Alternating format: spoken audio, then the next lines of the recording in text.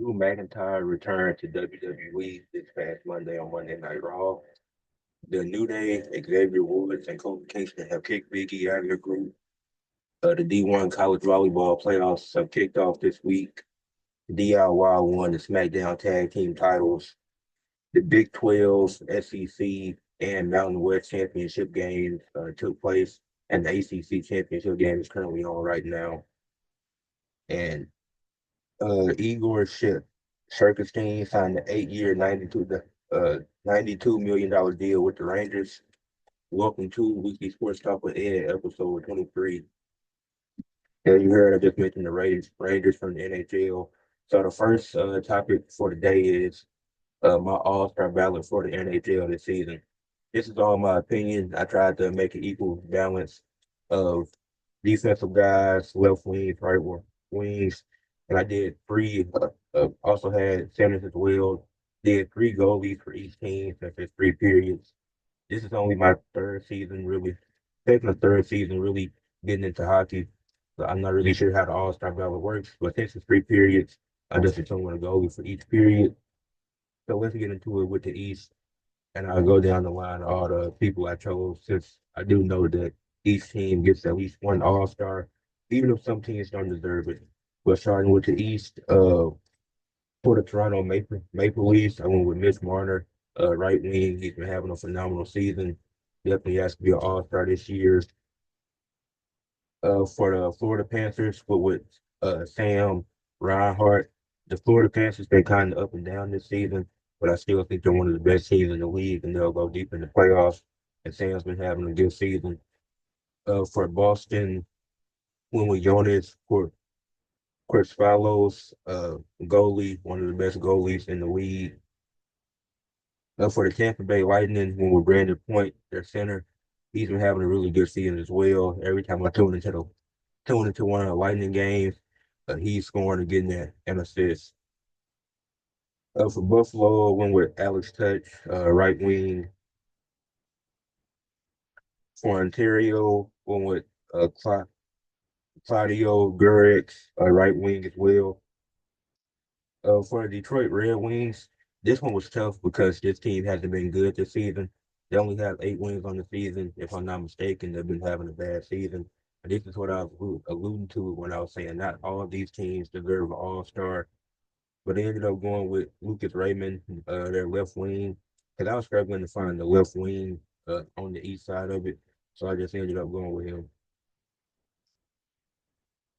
For Montreal, I went with Sam Money Bote, a guard, been having a pretty decent season. For Washington, we're with Rasmus Sandin, a defensive guy, been having a good season. For the New Jersey Devils, went with Jacob Mark Storm, a guard. For Carolina, I went with Martin Nikis, a center. Another center from the Rangers, I went with uh, Vincent Trocheck, as I mentioned earlier with the Rangers, who was Igor, their goalie, got extended. So congratulations on the new contract that he got. But I felt like Vincent was more deserving of being an All Star this year. And we're not close. Well, it's not the All Star break yet, so this could definitely change in the next few weeks. But this is just my ballot so far throughout the season, based on what I've seen. For Philadelphia, I went with Travis Conasy, right wing.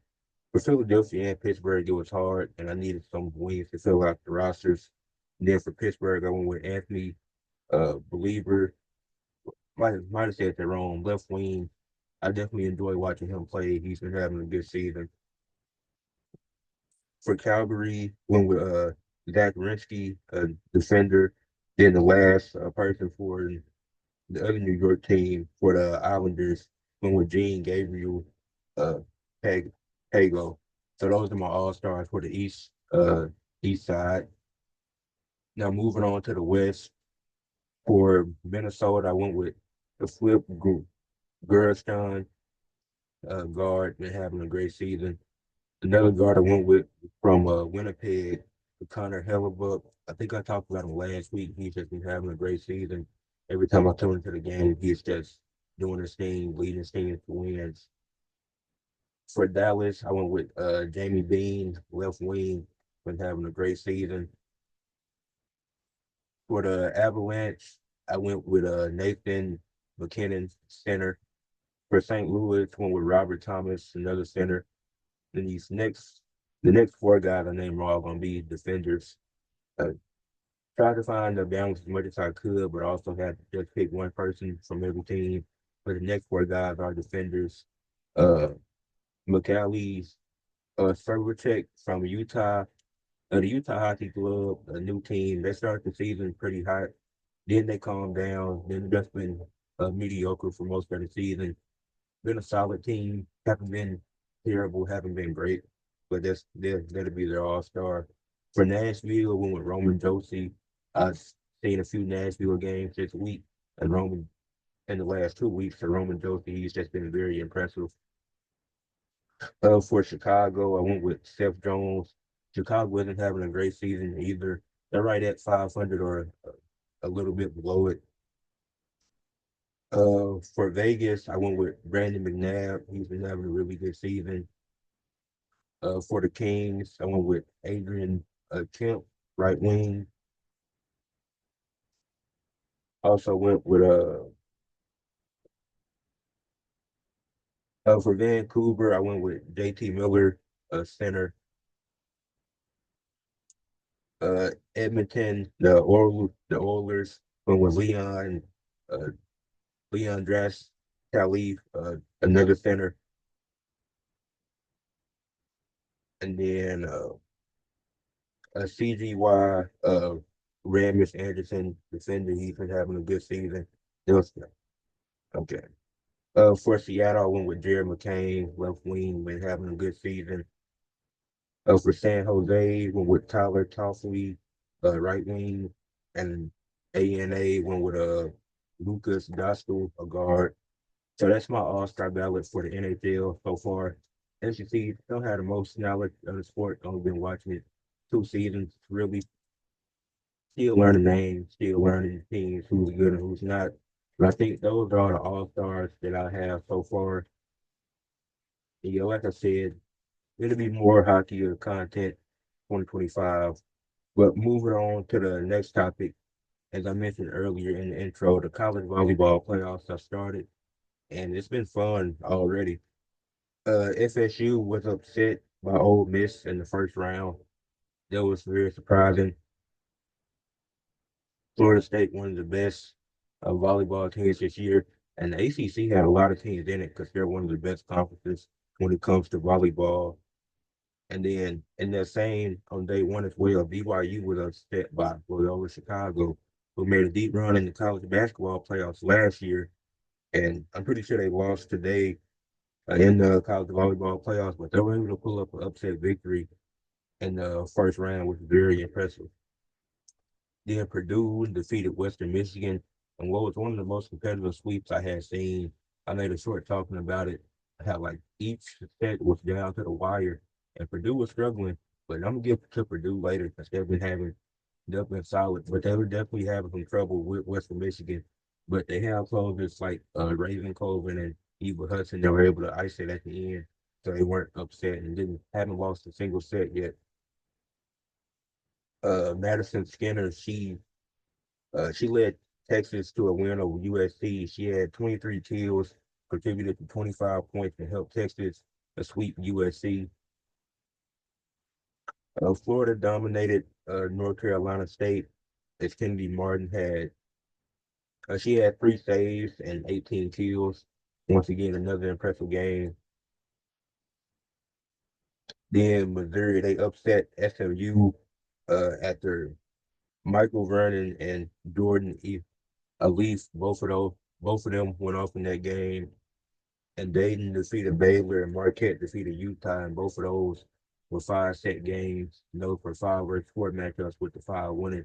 So it's not necessarily an upset, but since the 4 versus 5, but the lower seeds did win. Like I said, it's been a fun college volleyball playoffs. The round of 64 and round of 32 took place this weekend. I'm gonna have to catch up on some of the ups games that I missed. Probably make it short on 1 or 2 of those games. And then it's the Sweet 16 starts on the 12th. Yeah, the 12th through the 15th. Gonna be some more volleyball. So yeah, and then the semifinals and finals that's gonna take place there through the 19th to 22nd. So the Sweet 16 and Elite Eight that's gonna take place between the 12th and the 15th. I mean, that's wild. What it's been a crazy ride for the volleyball season so far. FSU, Florida State, one of the best teams. They went down in the first round. BYU went down and they won. Purdue was able to escape with a win. And I'm gonna talk about Purdue later in the show too. But we can move on to the next topic. The WNBA expansion draft happened. The Golden State Valkyries, new expansion team. Once the WNBA draft comes around, they had a fifth overall pick. But just to go over the players that they selected in the draft, they selected Alina Rupter, Maria Cadone, Renosi Burden, Carly Lee, Atima Fabinli, Kate Martin, Stephanie Talbot, Josia Van Dallison, Caleb Thornton, Monique Billings, and Julia Van Lowe. So those were the 11 players that they selected. I guess they didn't. Well, you can have 12 players on your roster, and they'll say that last spot for the person that they pick up in the draft. Or maybe you can have more because it was 12 teams, it's 13 now, and the WNBA with the Golden State Valkyries. They picked up 11 players, and they have a few players that have championship experience in the WNBA.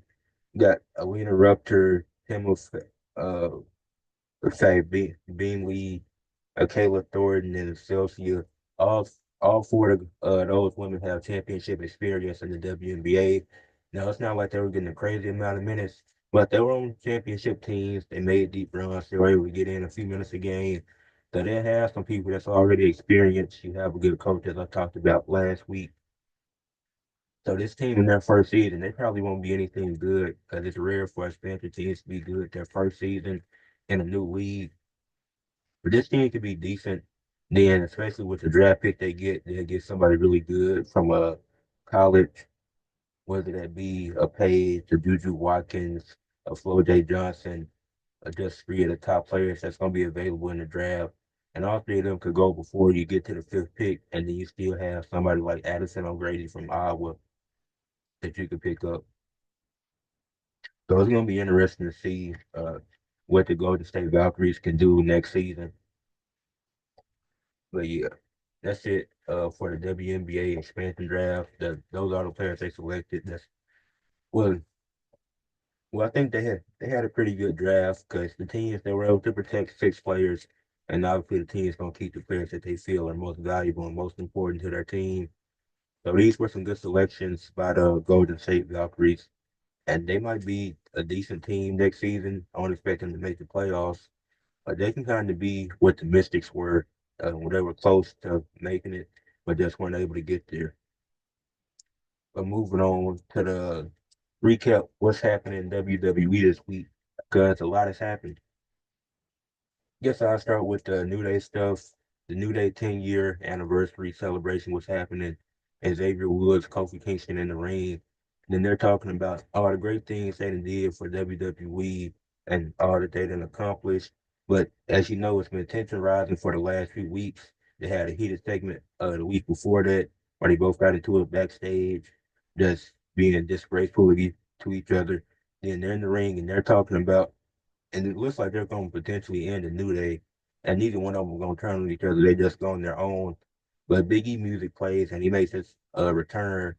It didn't get physical or anything, but he made us because he's been on the pre-shows for the last few months doing that for the PLEs.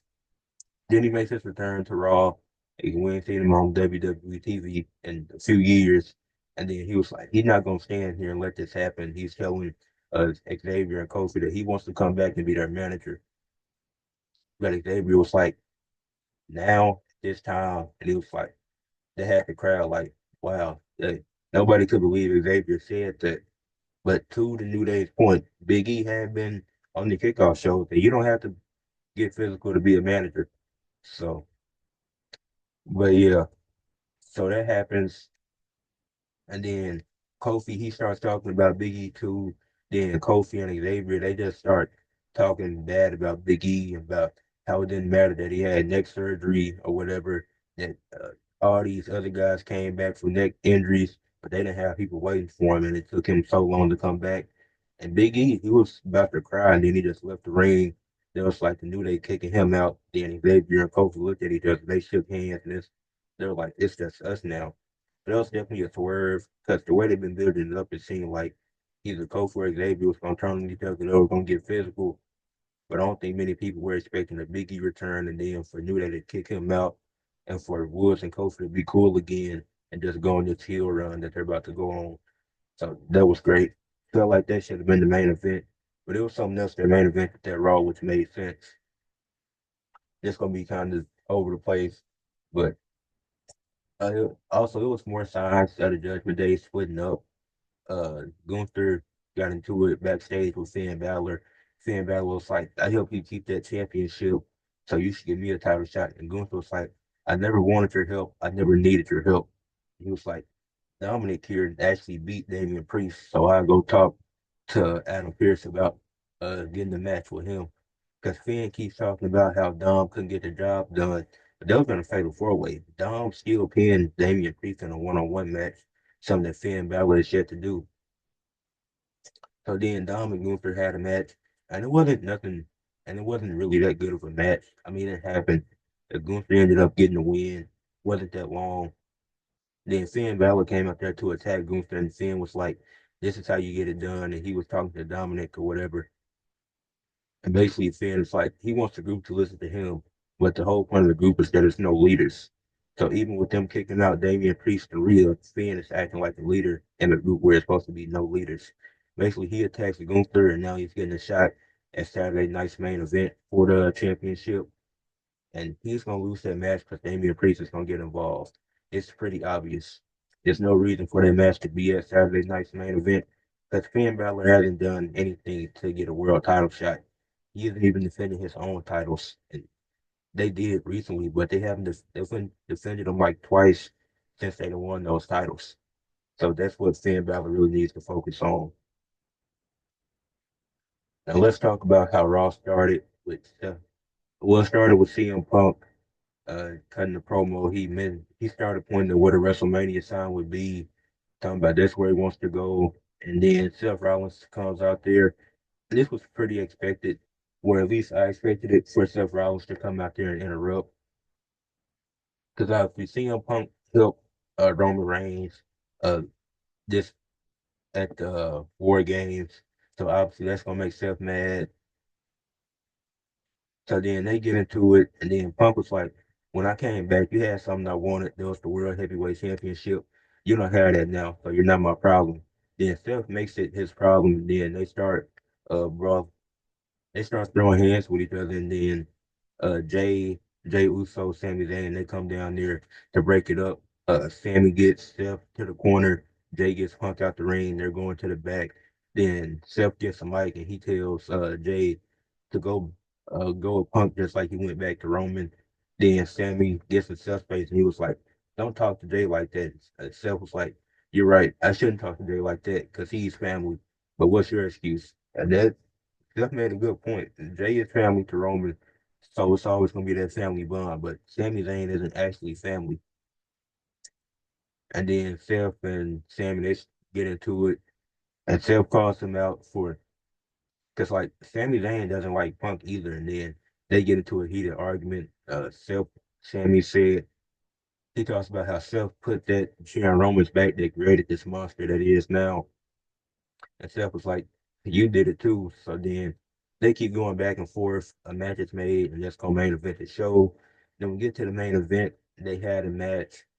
Then it was a solid match. It was a good way to close Raw. Well, before the match happened, Jay Uso was attacked backstage and nobody knew who do it.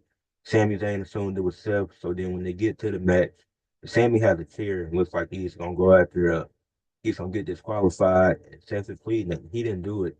And then he points the finger at Punk. He was like, I know I didn't do it, but and maybe Punk didn't do it, but did you ask him? Maybe it was Punk that did it. But that's what we got. And then Sammy throws the chair out the ring. Seth rolls him up 1, 2, 3. Seth wins the match, but then Drew McIntyre comes back, Claiborne Sammy, and this pretty much confirms that it was probably Drew who attacked Jay because he never liked Jay to start with because he was part of the bloodline that took him out. Even though Solo's, of course, was the one that cost him the title, he just didn't like anybody in the bloodline. And so he definitely doesn't like Sammy either for teaming up with them again. Doesn't like Jay based off the fact that he said he was a changed guy and he went back to the bloodline. And then, so Drew is back. Obviously, the stuff with him and Punk is over. But you will have some stuff with Drew, Sammy, and Jay Uso soon. So that's pretty much all the important stuff that happened on Raw. Dakota Kai won the triple threat match in the Intercontinental Women's Tournament. Uh, it was okay. Raquel and Will beat Damage Control. Wasn't good, but that's all that happened on Raw. Maybe some other stuff I'm forgetting, but not everything is important, so not everything needs to be talked about. So we can talk about SmackDown. Cody Rhodes and Chad Gable. Chad Gable talks about how Cody turned his back on his friends and by teaming up with a guy that caused Kevin Owens' life to be hell for 4 years. It was like, okay, why is Chad Gable here? Did WWE clearly doesn't care about the brand split, and they're doing this scramble thing where different stars will be moving to different brands or whatever. So I guess that's cool. I guess they have a match later in the night. Cody Rhodes beats Chad Gable. Okay, then Kevin Owens attacks Kevin Owens.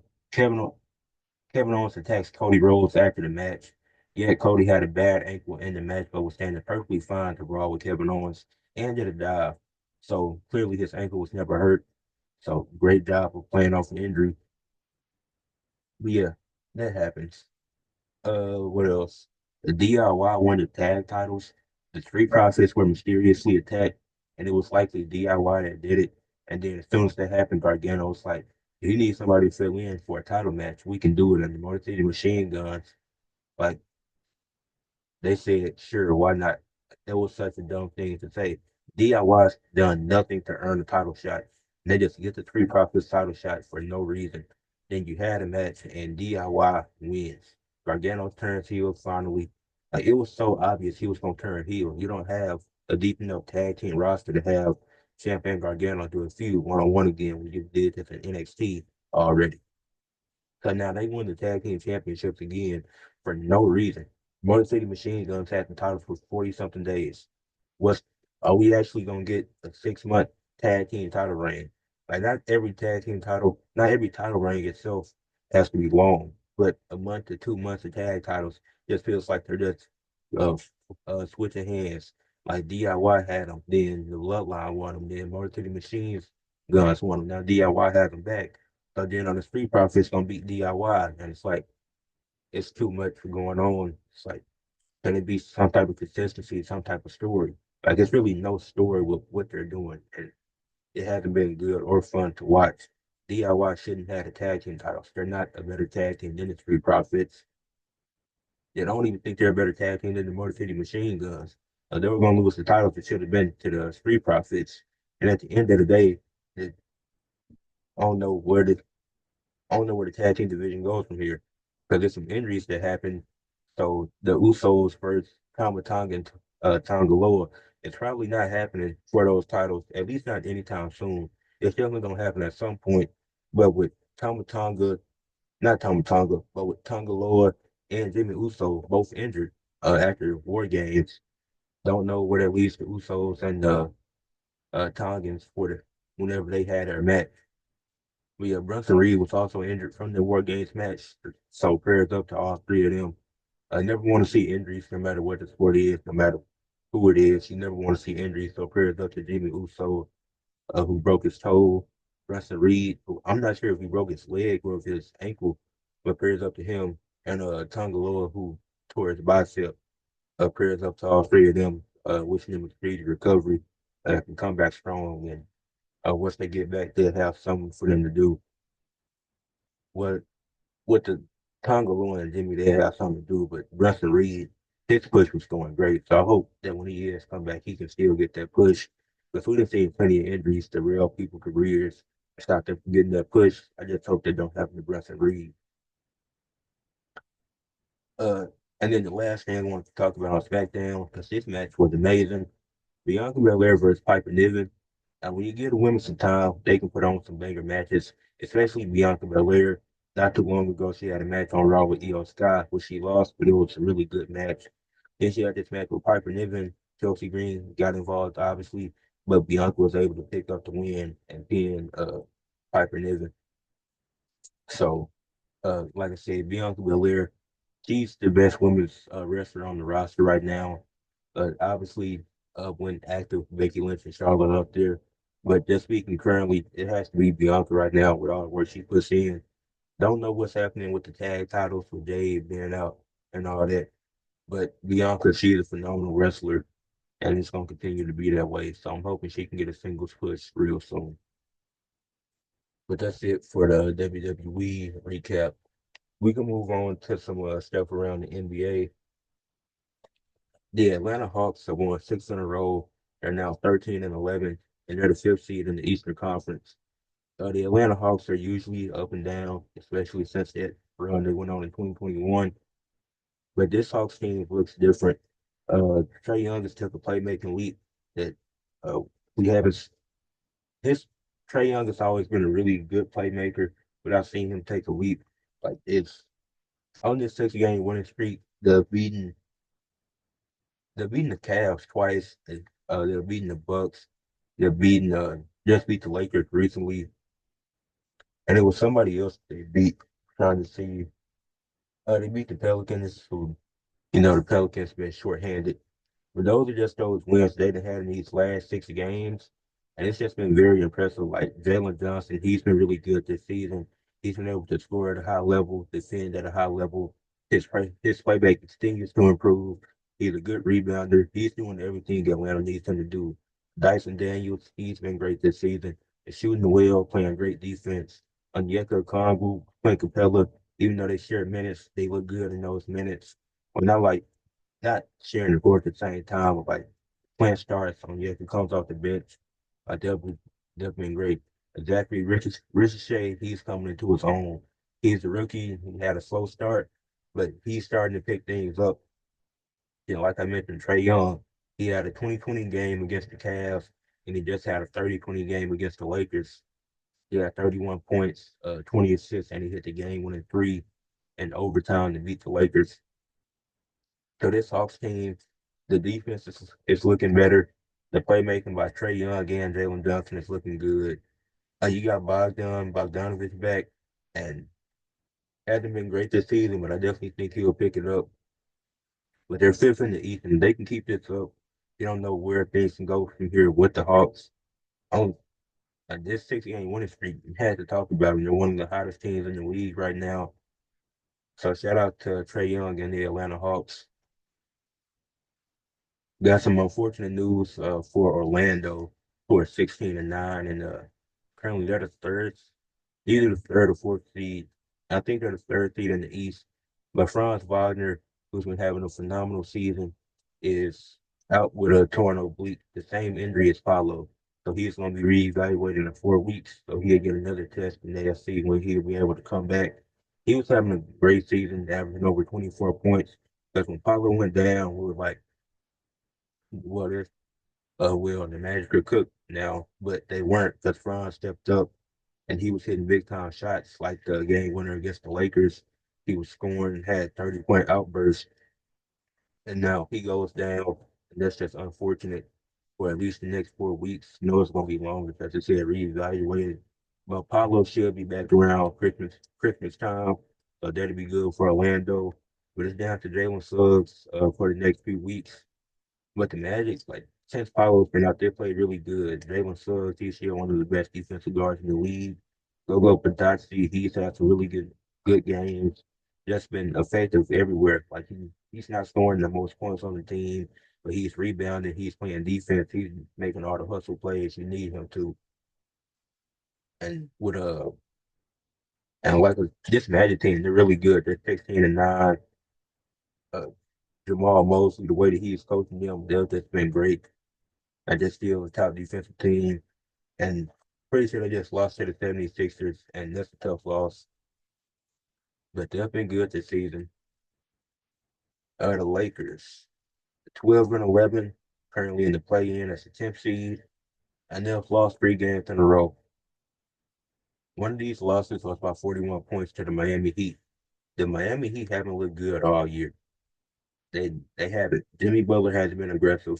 Bam is shooting terrible on layups this season. It's at 35% or something crazy. I was talking like this is one of Bam's first season when it comes to shooting layups. Tyler Hero he hasn't been that consistent, but he had 31 against the Lakers and he had 21 in the third quarter.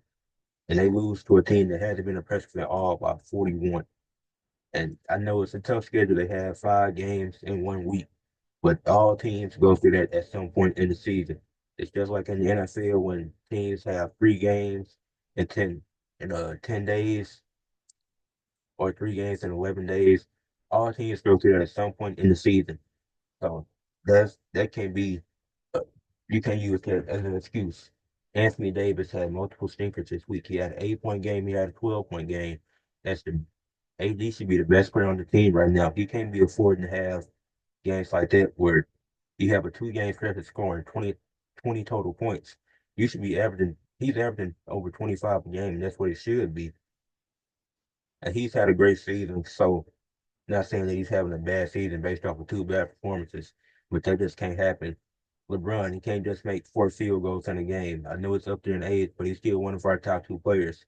Gabe Vincent, he's only had 1 good game so far this season, maybe 2. Jared Vanderbilt, he experienced fluid in his knee and he's going to be out till January. So he got setback and he could be out longer than that. We're not sure that he'll come back in January because it's setback after setback. D'Lo hasn't done much this season. Austin Reeves, he's out with an injury. Hopefully he gets well soon. Don't want to risk a player to come back. So I'm not gonna say too much about Austin Reeves. Don't connect. He's look good, especially for a rookie. But those are the type of guys that the Lakers should have been targeting. Guys that already have experience in college. There's no reason they should have drafted Jalen Hood-Schifino, a guy that needs to be able to develop, and you obviously can't develop him, so you're just hindering his growth. But a guy like Don Connect, who went to college for a few years, he can come in there automatically and make some threes. That's why he's been so good this season. And I love Don Connect. He's our third best player this season. But wow, this team is 12-11. They started the season hot, winning 4 or 5 in a row. People talking about JJ Redick. And I don't think none of this is on JJ Redick. It can't keep blaming it on the coaches. No, it's not coaching. It's the players. They still don't have a big man. Christian Wood, Christian Coloco, Jackson Hayes, not really doing it. That's not really helping. Because none of those guys, I mean, at least Coloco, he brings effort. You never really know if you're getting out of Wood or Hayes. So it's just this team has to be better. Like this team, well, LeBron and AD on this team used to be competing for a championship, but the roster just simply isn't good enough, and they made no moves in the off season to improve the team. And I didn't expect them to contend for a championship with the moves that they made. I didn't expect this team to be in the playoffs. Like I said, the Spurs will be better than this team is, and I've been right so far. And this team doesn't look good enough to make it. This team doesn't look good enough to get out the playoff, to get out the play-in and make it to the playoffs. And if they do, they'll lose. Like OKC beat the Lakers recently, and the Lakers always had the advantage when it came to bigs, with AD dominating and having other good backup bigs. But now OKC, they're able to beat the Lakers now, especially with the addition of Hardenstein. So it's like they didn't lost 3 at the game against the Hawks. There's no reason to be losing to the Lakers. Have more talent than the Atlanta Hawks. They shouldn't have lost that game. And then they lost it in overtime. And then LeBron shot in overtime. It was pretty rushed. It was still 3.9 seconds left. He could have got a better shot. But AD and LeBron were both pretty good in that game. Even Gabe Vincent was, but it just comes down to the others. Like, what are y'all gonna provide for the team? Like, it can't be, oh, this is Gabe Vincent's night, then this is D'Lo's night. Like that game against the Heat, D'Lo was great. but you traded the worst time possible because nobody else was doing nothing. But that's it. I'm done ranting about the Lakers. Not gonna keep doing this. I watched every game of this team this year. It hasn't been fun. And moving on to the Dallas Mavericks, they're 15 and oh yeah, they're 15-8. And they've won six straight, and they're third in the West.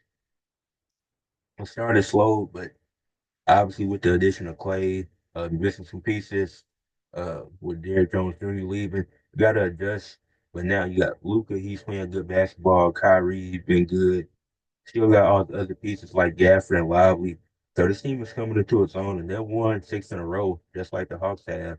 Now they're back up there to third in the West, and they're still a team that's going to be competing with OKC for a championship.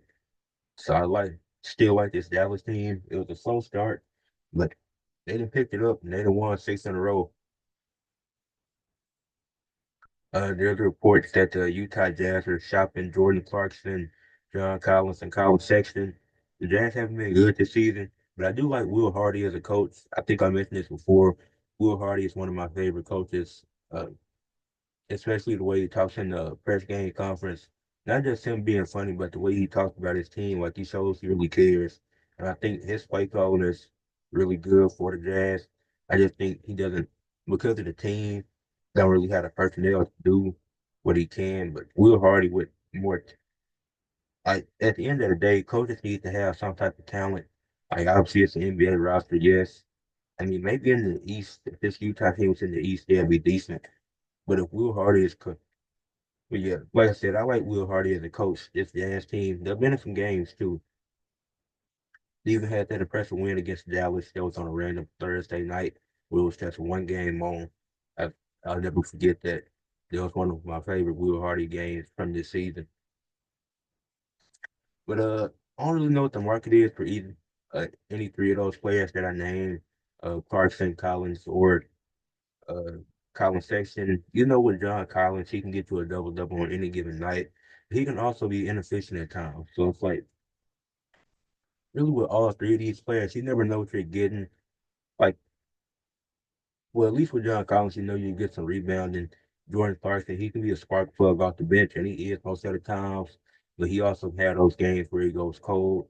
And I still don't know what Colin Sexton's role truly is. Is he a starter? Is he a six man? Is he a point guard? Is he a shooting guard? I really don't know what Colin Sexton. It's just not just unsure about it. The Lakers, Warriors, those are teams that can maybe go after John Collins because they need size. He's a 6'10" power forward who can rebound the ball. I just don't know his contract. But if he has a big contract, it's not worth it for either of those teams I named to go after him. Just a lot of money. Uh, that's if he's making a lot. Then Collins, Sexton, maybe a team like the Magic, because he gives effort. Like he's not the best defender, but he definitely gives effort. And I don't know if Suggs is the true point guard either. But that's just a thought. Clarkson, I don't know, because he's always going to be one of the best six men in the league. So it's hard to see where you trade Clarkson at. But Utah can get something decent for all three of those players mentioned. And then it's three big men that I wrote down who could be dealt at the deadline. It was Mitchell Robinson from the Knicks, Jonas Valanciunas from the Wizards, and Robert Williams from the Trailblazers.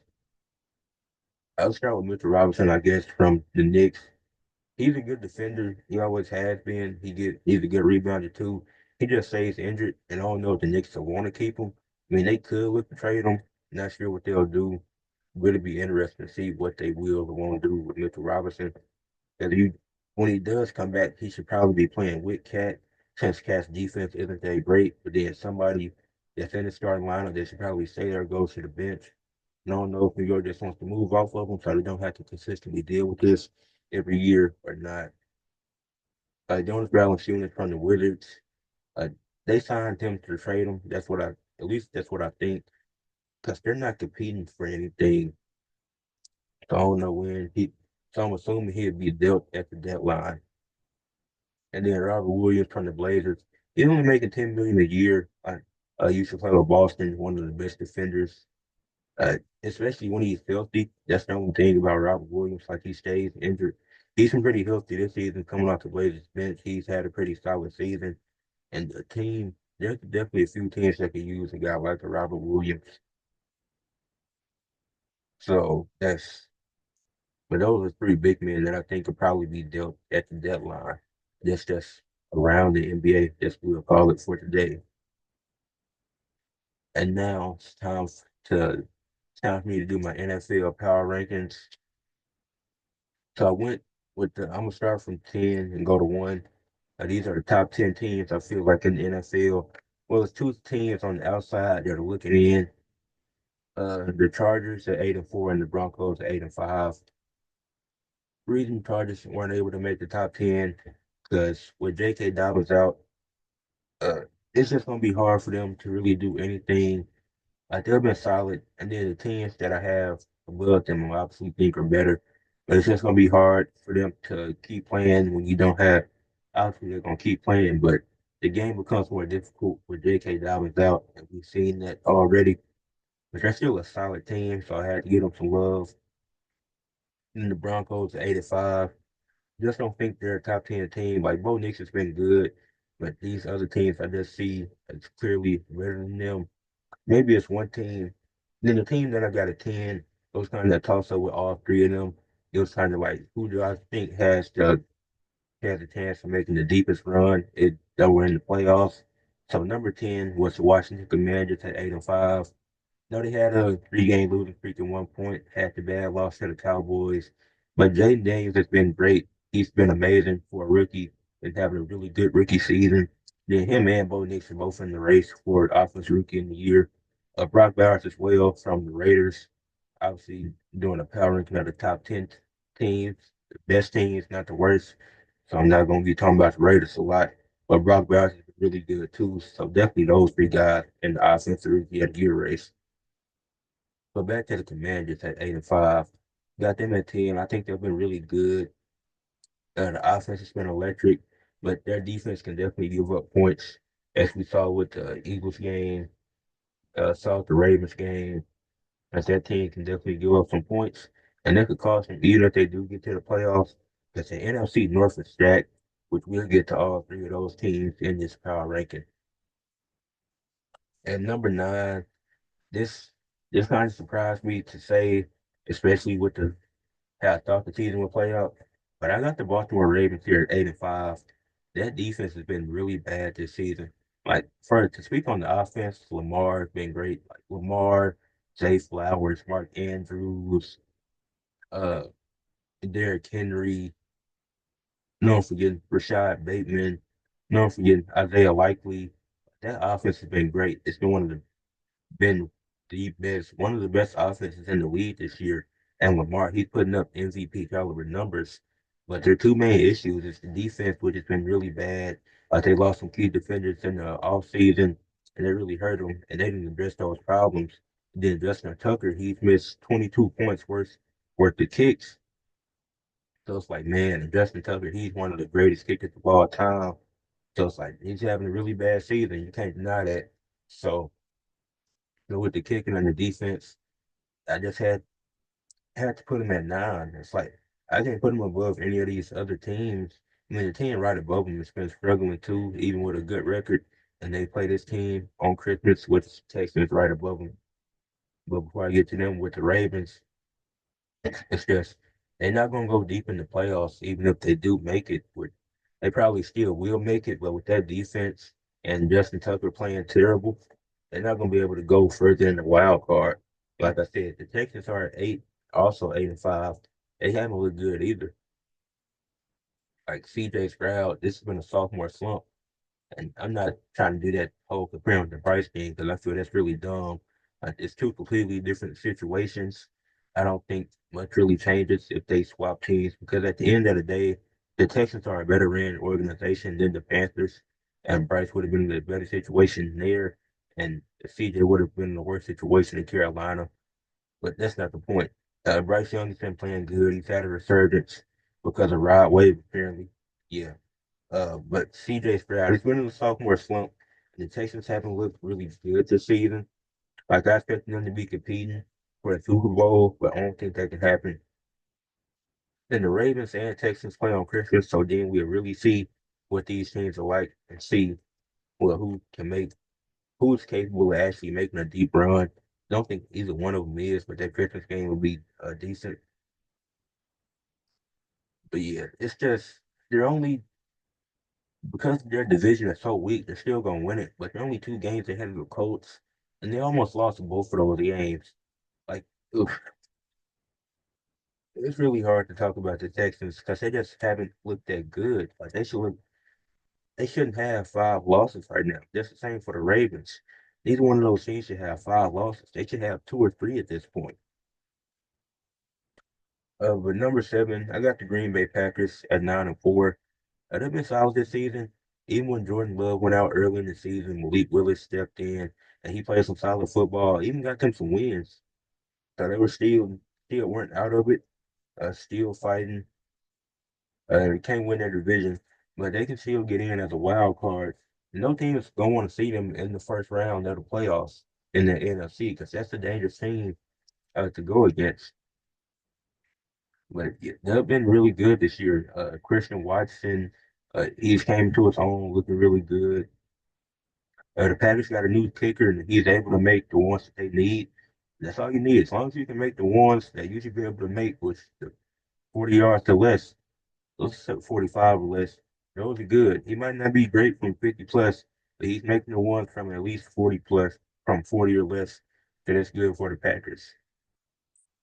Number 6, I went with the Minnesota Vikings at 10-2. Not a big believer in Sam Darnold as much as hype he gets around him. He's not the reason the Vikings have been so successful. They had one of the best offensive lines in the league, and that definitely helps. You have Justin Jefferson, one of the best receivers in the game, definitely helps. And I'm not trying to discredit Sam Darnold. He's been decent. It's definitely been his best season. But I'm not a big believer that he could take this team far. If they get far, it will be because of their defense. Their defense in Minnesota is elite. They've been amazing this season. But it's other teams, some of the other teams that have above them. There's a reason for that. And that's because of quarterback play. Like even like out of all these teams that I've named, aside from the out of all these teams that I've named in the top 10, and even including the Chargers and Broncos, Sam Darnold, he's only better than Bo Nix. I don't think he's better than Herbert. I don't think he's better than uh, Lamar, CJ, Jordan Love, Jaden Daniels. I'm not saying that he's a terrible quarterback because he's not terrible, but I don't think he's that great where he can carry a team to a Super Bowl. If the Vikings go far in the playoffs, it's going to be because of the defense that they have. At number 5, I had the Steelers who are 9-3.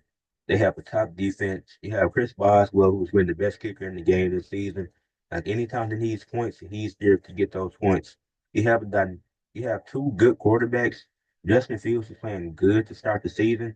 Then as soon as Russ was healthy, Mike Tomlin said we're starting Russ, and the Steelers have looked better since that, and they didn't even have to make a quarterback change, what they did. And Russell Wilson, he's getting the ball deep down the field, and they look great this season. And then if you need short yardage plays, you can bring Justin Fields in there, and he will get the job done. Then you got George Pickens playing great. You got Najee Harris having a good season. Like this Steelers team just came together really well. They got a crucial win over the Ravens. They did lose to the Browns. That's how the AFC North works. But I think this Steelers team has been top 5 this year, and they play the Chiefs on Christmas. Well, I'm gonna get to the Chiefs in a second. But that game is going to be something special too, because it really show you, uh, it's really both of those Christmas games, the Texans and the Ravens, the Steelers and the Chiefs. I'm really excited for those games. That's going to mean a lot for the AFC, then especially the Ravens and well, actually, both games are going to mean a lot for the AFC. And number 4, I have the Philadelphia Eagles. We're 10-2, still on a winning streak. They won 8 in a row. The Eagles and Lions haven't lost since losing to the Buccaneers. So yeah, the Eagles are 10-2 on an 8-game winning streak. The defense has been a lot better than I expected this season. Jalen Hurts is playing out of his mind. Saquon Barkley is the MVP candidate this year. AJ Brown, Devontae Smith, they've been good. Now Dallas Goddard is on the injured reserve list, so he should be ready by the playoffs though. But yeah, we're 10-2, been really good this season. The early part of the season was a struggle, but they picked it up, and one of the top teams in the NFC and have a chance at that one seed, but need the Lions to lose at some point. Don't know if that's gonna happen. And number three, I went with the 11-1 Chiefs. People can say what they want about them. They've been in all these close games, this and that. But they just got Isaiah Pacheco back. They're starting running back who was out most of the season. So if you don't think they played a factor, then you're fine. Because don't not having your starting running back definitely hurts your team. And they were still winning games without him. So now until you got him back, I think this only helps his team. You still have Mahomes and Kelsey, who's one of the top duos in the league. Mahomes is still the best quarterback in the league. And come playoff times, you know he's going to make it deep. You know Patrick Mahomes is going to do everything he can to win when it comes to the playoffs. So yeah, I had the Chiefs at number three. At number two, I had the Buffalo Bills, excuse me, at 10-2. I gave it to them because they were able to get the head-to-head win over the Chiefs. So the Chiefs were to lose again, and the Bills were to win out. The Bills can get that one seed. But Josh Allen, he's been great. He's also been playing like an MVP candidate, which I know I didn't expect with him losing his wide receiver one and two, and Gabe Davis and Stephon Diggs. Yeah, they've been good this season. They have. Then number one, went with the Detroit Lions, who are 12-1. Truly believe this is the best team in the league. After the Bucks lost, they haven't lost since that. They've won. They were 1-1, if I'm not mistaken. They won 11 straight. After Aiden Hutchinson went down, the defense stepped up and they were still playing great. Jared Goff throws 5 interceptions in that game against the Texans. The Lions still win. That's another reason why the Texans are as low as they are. You don't get 5 interceptions in a game and lose. You just don't do that. But back to the Lions. Like I said, they faced adversity and they've overcame it all season. And the game that they should have lost to the Bears, they were able to win. They got a crucial win against the Packers in a divisional game that they needed. So every time they're facing an obstacle, they're able to get the win. So I had to put the Lions first.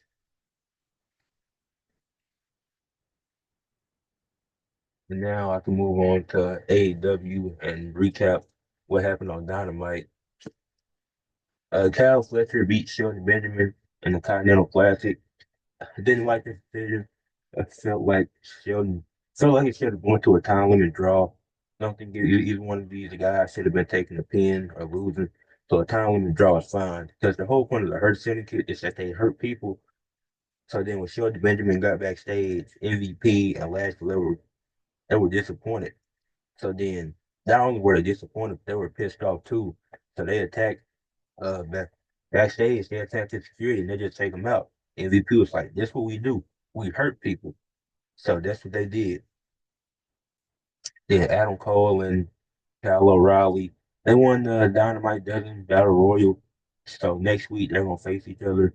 Well, this upcoming Wednesday, and whoever wins is gonna face MJF. Like I said last week, I don't care about this feud, and it's really stupid. We just need to get to MJF versus Adam Cole already, because they've been holding it off for so long, and it still makes no sense to me that MJF is the heel in this. Now, MJF is much better as a heel. I love him as a babyface. I'm a big fan of MJF. He was a great babyface. He's an even better heel, but it doesn't make sense for him to be a heel at this point in time, especially with the story they have going on. If MJF is going to be a heel, this story shouldn't be happening.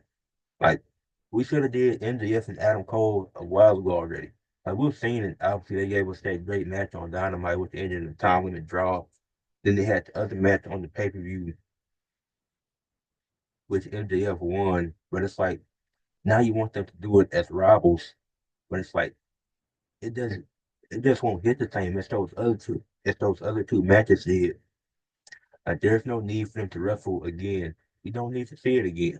Like, you're dragging it out even further. And if Kyle O'Reilly wins this match, I'm gonna be really mad because now what are you holding off on MJF and Adam Cole for?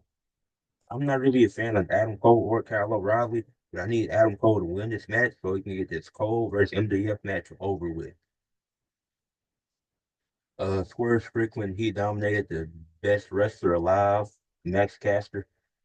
Sir, you're in a tag team. Why are you priding yourself as the best wrestler alive? You're under somebody else's shadow.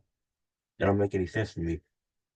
Yeah, Matt Caster putting on this facade of him being the best wrestler alive. No, you're simply not. It's just not true. You also lost at Full Gear, so it doesn't make any sense for you to be talking crazy to Swerve, especially on that not this past week, but the week before that, talking crazy to Swerve about him losing, but you lost too. And then they had a one-on-one match. Max Caster, he on the mic, he rapping, talking about Swerve and his house and stuff. And Swerve dominates him. This match wasn't good. It wasn't fun. I mean, I love watching Swerve Strickland. He's also one of my favorite wrestlers. But this match wasn't enjoyable and wasn't necessary. Swerve Strickland dominated Max Caster. And after the match, he hit him with a swerve stomp. They didn't even have to use his finishing moves to end the match. But you're the best wrestler alive. It doesn't make any sense. Oh, but I can't rant about Max Caster anymore. I'm not really a fan of the Acclaim anyways. The the stuff with the scissors and all that, that's really annoying. It's also really stupid. Like some factions and teams can get away with it. Like the New Day stuff, a lot of it, and I'm not trying to compare WWE to AEW. That's not what I'm trying to do. But I'm just comparing like the teams and looking at what they do. Like they're pretty deadly.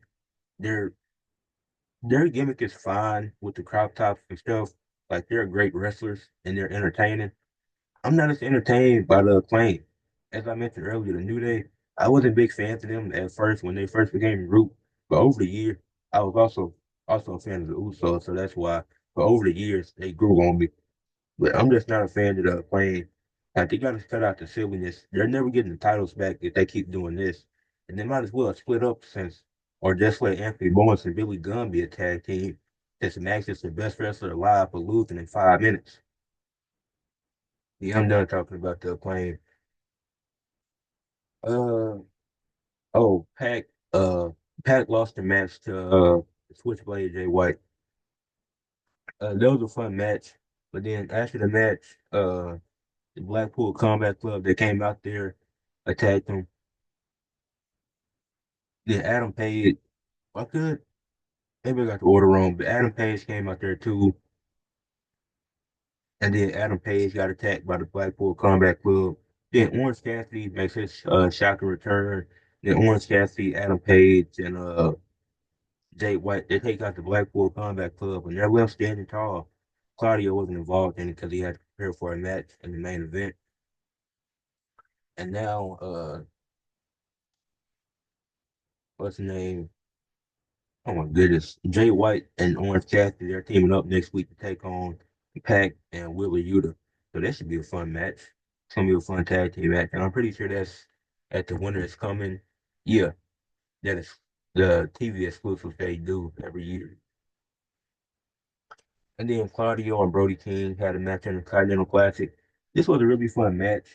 And then Claudio hit Brody King with a low blow while the ref was distracted, and he was able to get the win. So cool match.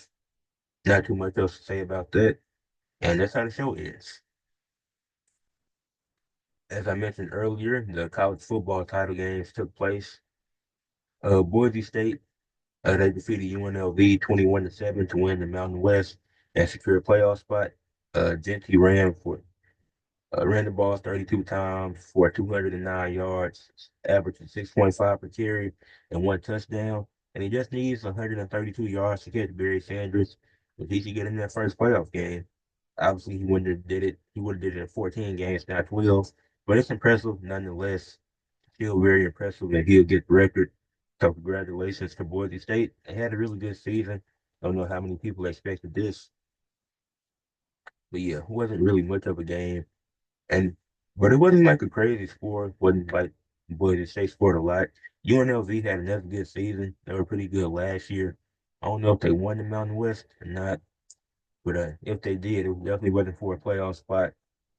But UNLV had another good season. She'll build up on that next season. Boise State interested to see how far they'll go in the playoffs. Arizona State dominated Iowa State 45-19 to win the Big 12. Made Iowa State look like a Division III school out there. But Iowa State kept making turnovers, giving up touchdowns. They just weren't able to do anything. Cam Scavo had 16 carries, 170 yards, 10.6 yards per carry, and 2 touchdowns. He was running all over Iowa State. Then by the end of the first half, Arizona State had won it already. Then just kept getting worse in the third quarter. And then in the fourth quarter, Iowa State scored 9 points. They didn't do nothing. You were down 35. And then we got to the best game of the day. It was Georgia and Texas for the SEC. And Georgia won 22-19 in overtime after Trevor Etienne ran it in for a touchdown. Texas had kicked a field goal in overtime to go up 19-16. Georgia, they went for the kill, went for the win. Trevor Etienne got a rushing touchdown to end it 22-19. He had 16 carries, 94 yards, a 5.9 average, 2 touchdowns, 5 catches for 28 yards. Just had a really good game. Helped Georgia win the SEC. I had a feeling Georgia would win. The first time they played, Georgia won by 15. But it was just based off the fact that Texas ain't played a lot of those good SEC teams like Alabama, like Ole Miss, like Tennessee. They weren't. Yeah, I don't think they played Tennessee either. Or they could have. I could have been wrong, but I know they didn't play Alabama and Ole Miss for sure. So I just had a feeling that Georgia would win this game, and Carson Beck went out with an injury, and that sucks for Georgia. They don't want to go into the playoffs with a backup quarterback. But I hope Carson Beck can get healed fast and be out there on the field for his team. Yeah, that was the title game happened for today. The SEC, Big 12 was decided today. The Mountain West was decided yesterday. That's probably some other Oregon and Penn State. I don't know if that's on right now or not. The ACC title game is on right now. Uh,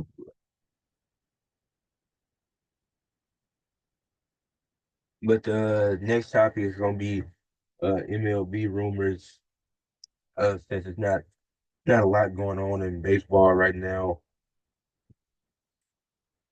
But yeah, Oregon and Penn State is playing right now. Oregon is up 30. Wow. Oregon is up 31-24 at halftime against Penn State. Oh wow. And that's for the Big Ten, if I'm not mistaken.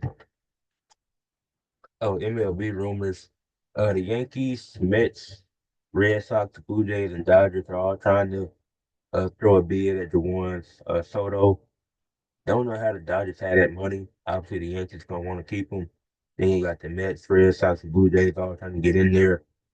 Obviously, if he wants to win, he's probably going to the Dodgers. Even though the Yankees have a pretty good chance too, going back. It's pretty. It's not super likely that they go back to the World Series and win it because other teams are gonna be making roster moves to try to improve. But the Dodgers, they just got Blake Snell a few weeks ago, and they still have money somehow. So it'll be interesting to see where he goes. The Cardinals want to trade Nolan Arenado. I don't know if they'll be able to do it. Nobody really wants to take him for some reason. And then Willie Adams signed a 7-year, $182 million deal with the Giants. So they keep him for the next 7 years. So that's some stories in baseball right now. And now it's time for the last topic to close the show. Athletes of the week. For college football, I went with Ashton Jeanty, as I mentioned earlier, 32 carries, 209 yards, 6.5 yards per carry, 1 touchdown, 2 receptions, and 14 receiving yards. Shoot. For the NHL, I had to go with Creel Cardio from the Minnesota Wild. The Wild beat the Canucks 3-2 and the Ducks 5-1. And this week he had a total of 2 goals, 2 assists, and 4 points.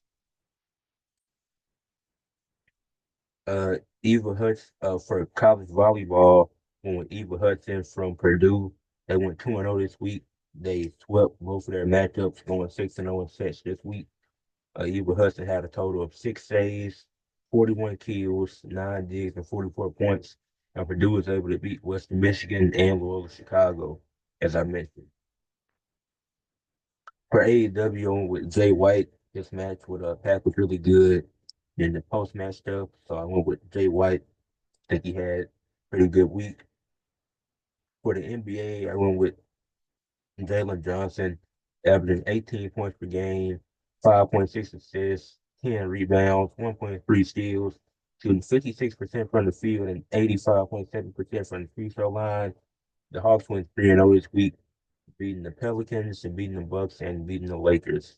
And Jalen Johnson, not only was he scoring, he was rebounding, he was playmaking, he was playing great defense, as I mentioned earlier when I talked about how good the Hawks had been this season. So shout out to Atlanta and shout out to Jalen Johnson. For WWE, I went with Bianca Belair. Her match with Piper Niven was really good. It couldn't choose anybody else, especially because it wasn't a great week for WWE. Felt like a lot of pointless stuff was going on. But shout out to Bianca. And shout out to Piper Niven too. She had a really good showing. Then for the NFL, I had to go to Leonard Williams from the Seahawks. 4 tackles, 3 tackles for loss, 2 sacks, a 92-yard pick six, and a blocked extra point, leading the Seahawks to a 26-21 win over the Jets. So shout out to Leonard Williams. And that's it for this episode of Weekly Sports Talk with Ed. Make sure you leave a like on the episode, subscribe to the channel, and comment down below about anything I talked about today. Peace.